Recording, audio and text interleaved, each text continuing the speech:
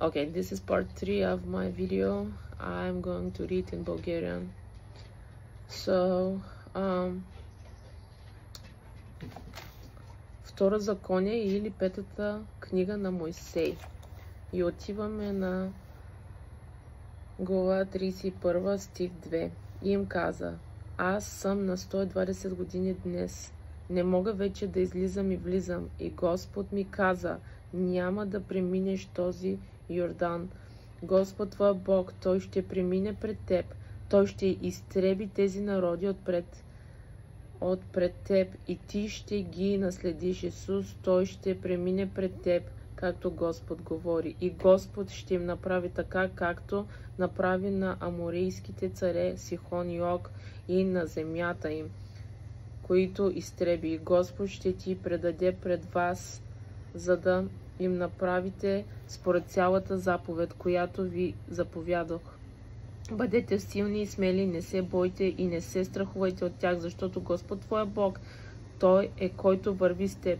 Той няма да отстъпи от теб и няма да те остави.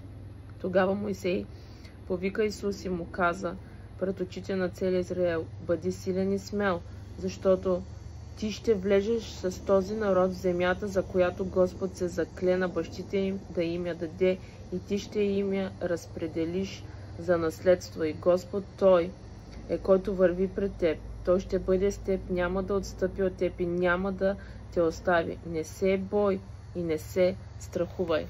За всички от тези от вас, които или четат Библията, или не четат Библията, Господ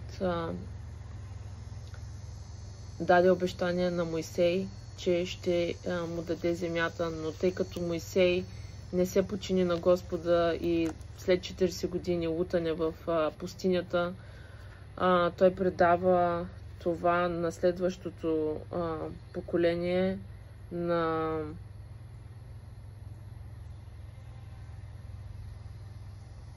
Джошуа. Току-що го прочетох, как се казва. Това Исус.